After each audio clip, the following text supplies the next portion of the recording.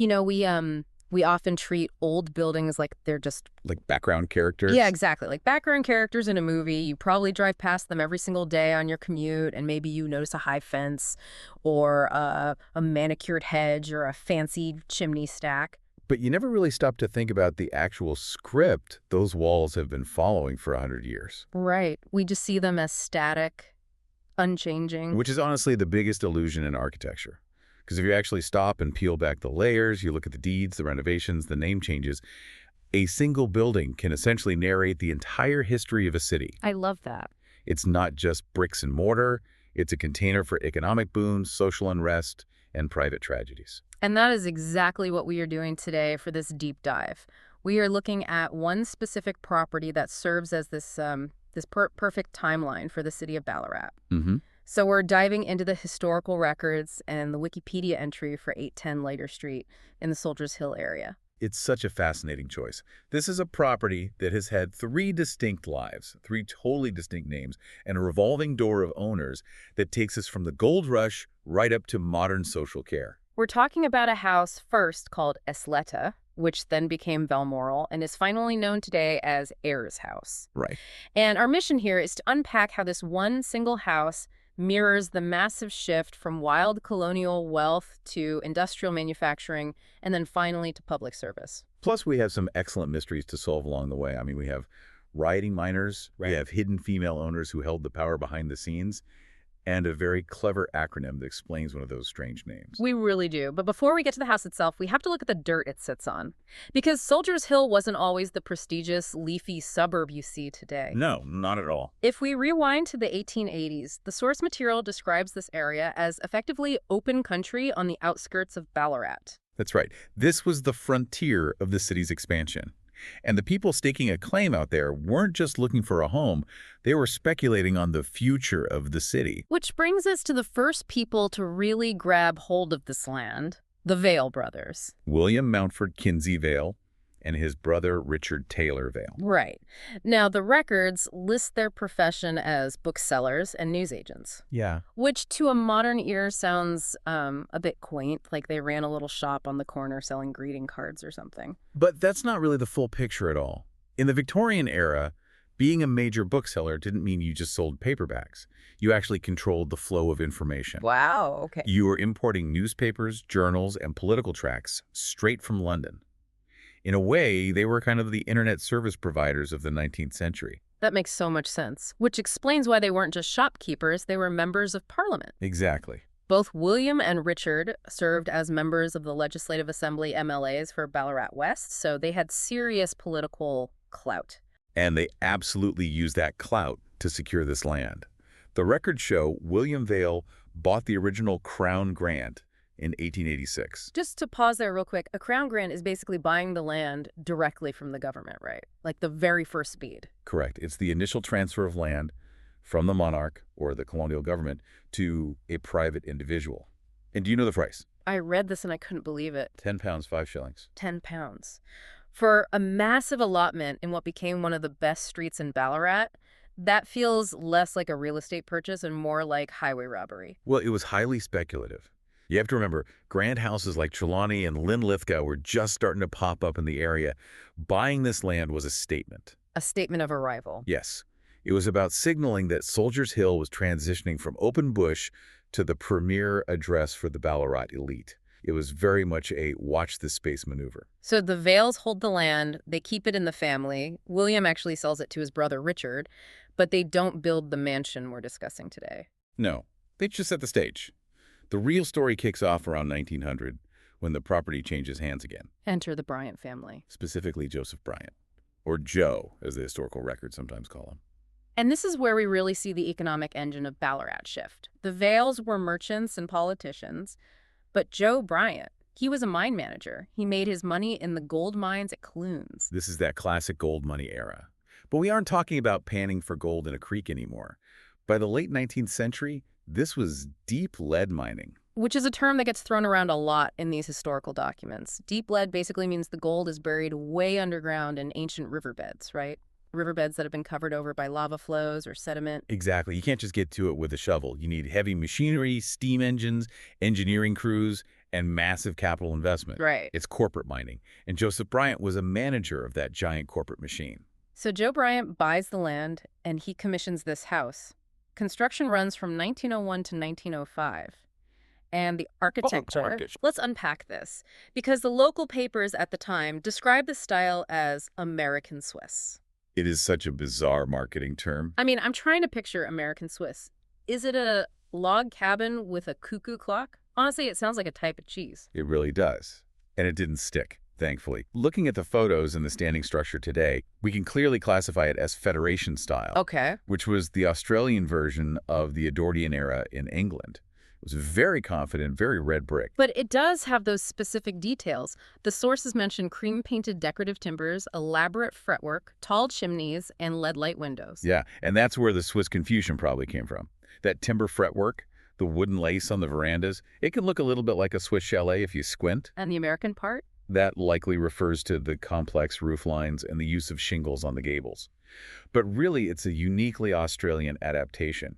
It's built to look grand, but it has those deep verandas specifically to handle the harsh Australian sun. It was definitely built to impress. The interior was designed around a central skylight foyer with rooms radiating outward. But here is the first little mystery, or the aha moment of the deed history. The name of the house? Yes, they called it Esleta. Esleta. It sounds so exotic. Spanish, maybe? It does sound like that, but it's actually a very clever piece of family puzzle making. I love this part. So Joseph Bryant had children from his first marriage and his second marriage. If you look at the family tree in the nos, you see the names from his first marriage. Ethel, Selena, Lillian, Elizabeth, Thomas. And then you add the daughter from his second marriage. Ada. Ethel, Selena, Lillian, Elizabeth, Thomas, Ada. You put the first letters together and you get Esleta. It's an acronym. Yeah. Which is incredibly sweet, but also feels very possessive in a way. It's stamping the family DNA directly onto the building itself. It suggests a very strong focus on lineage. But speaking of lineage and names, there is a very strange detail in the title deeds regarding the actual ownership of Esleta. This is the ownership twist. Right. So Joseph Bryant is the patriarch. He's the wealthy mine manager. He commissioned the architect, F.W. Turton. But he didn't own the house. No, he didn't. The records show that the property was legally sold to his eldest daughter, Ethel Ford Bryant, in 1900. She would have been about 22 at the time. Why would a 22-year-old daughter hold the title instead of her wealthy parents? It's the question that keeps historians up at night. The sources don't give us a definitive answer in black and white. But we can certainly make some educated guesses. Because it was highly unusual for a daughter to hold the deed if the father was alive and solvent. Extremely unusual. Could it be asset protection? That is the most likely scenario by far. You have to look at where Joseph Bryant came from. The Bryants didn't just move to Ballarat for the lovely scenery. They were likely seeking safety. Right. And this brings us to one of the most dramatic events in the source material, the Clunes Riots. This plays out like a movie scene. It's 1873. Clunes, the Lothair mine dispute. It was a massive labor crisis. The mining companies were trying to break the power of the miners' union. Their strategy was to import Chinese strike breakers to work for lower wages. Which is a highly charged situation. And Joseph Bryant was the mine manager at the North Clunes Mining Company. He was the face of management. And the reaction from the town was visceral. You have to visualize this. The sources say a mob of miners, accompanied by, and I quote, troops of women and children, marched to the residences of the managers. Imagine the sound of that. Hundreds of boots on gravel marching up the hill to your front door. They went there to demand his resignation. It was an intimidation tactic, plain and simple. Get out, or else. But there's a nuance here. The mob actually spared Bryant's house from destruction. YM specifically? Because Bryant had personally opposed bringing in the Chinese strikebreakers. He was a manager, yes, but he wasn't entirely aligned with the company directors on that specific strategy. Okay. He came out and told the mob he had been against it all along. Could they let him stay? But that kind of trauma, that tension, it lingers. It absolutely does. Even if the mob spares you today, what happens tomorrow? That tension likely motivated the family's move to the safety and the social status of Soldiers Hill and Ballarat. Esleta wasn't just a home. No, it was a fortress of respectability. And putting the house in his daughter's name, that might have been a way to ensure that if the union ever came for his assets, they couldn't touch the house. It's amazing how a calm suburban house can have such a chaotic backstory. So the Bryants have their time in Esleta, but as we move into the 1910s, the world changes and the house changes hands. We enter the industrial era.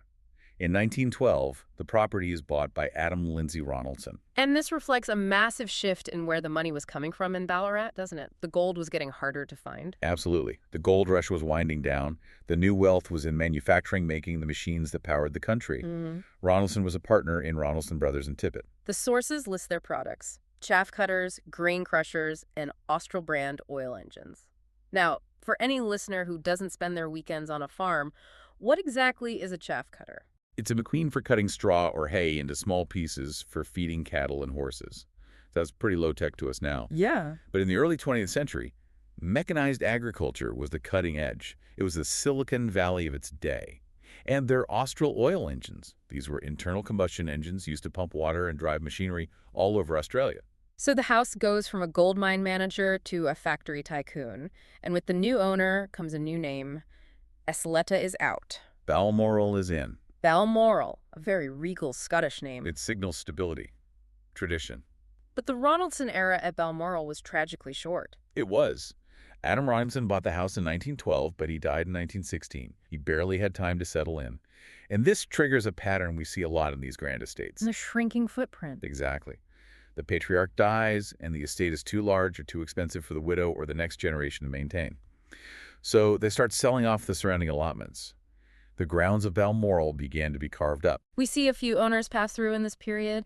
There's a Fanny Jolliffe, who owned it briefly in the early 1920s when the land was at its absolute smallest, just about an acre. Barely a shadow of the original Crown grant. Right. But then someone comes along who tries to put the puzzle pieces back together. Arthur Richard Stewart. He buys the house in 1922. And he's another really big personality in Ballarat history. He was a wealthy mill owner and a produce merchant, so again, sticking with that industrial and agricultural theme. But he was also a major civic figure. President of the Creswick Shire and a two-term mayor of Ballarat. Wow. This house became a center of civic life under his watch. And he clearly loved the property, because in 1929 he actually bought back the southern part of the allotment that had been sold off. Reunited the original land parcel? Yes, a total restoration of grandeur. Yeah. The Stewarts lived there until the late 1930s. It was a solid period of stability. But then, in 1937, the Lewis family moves in.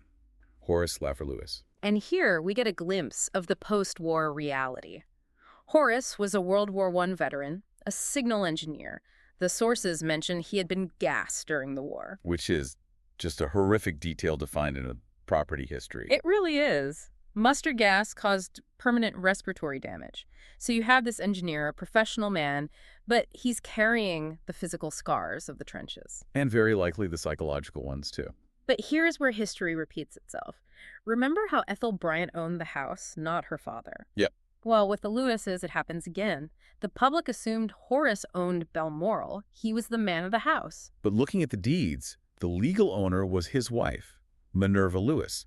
Everyone called her Minnie. It is so fascinating that in two of the major eras of this house, the Bryant era and the Lewis era, the legal power lay completely with the women, despite the public face being the husband or father. It really forces us to question the standard historical narrative. We look at the directory, we see Horace Lewis, and we just assume he's the master of the domain. But Minnie held the keys.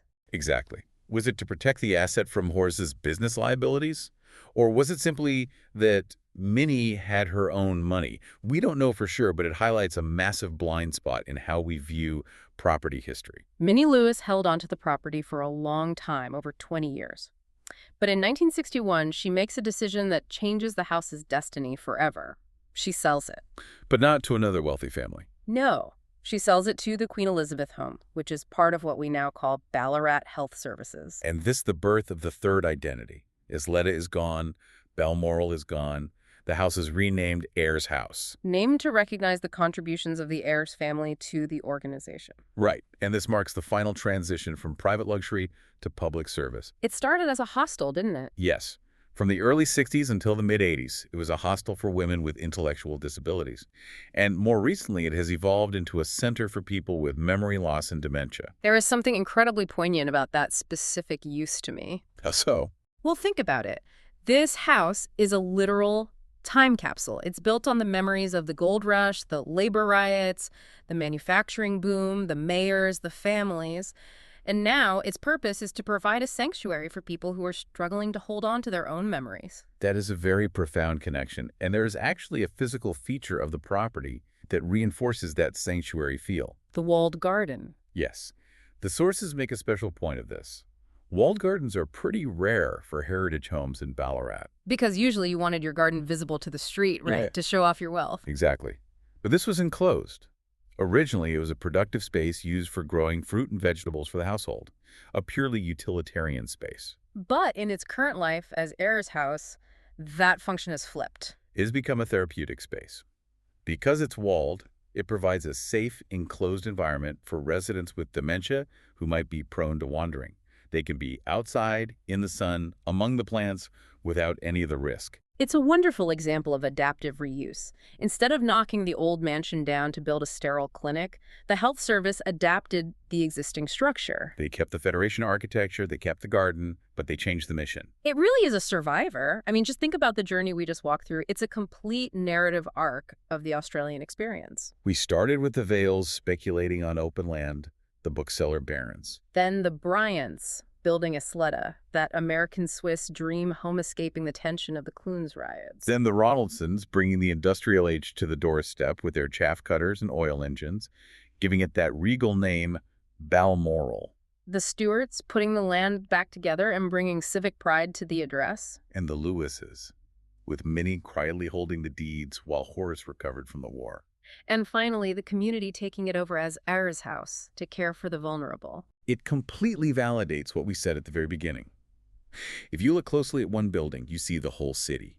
You see the shift from gold to industry to the service economy. You see the shift from private exclusion to public care. And you see the secrets, too. The acronyms hidden in the name. The wives holding the title deeds while the husbands hold the public office. Indeed. It forces us to question what we see.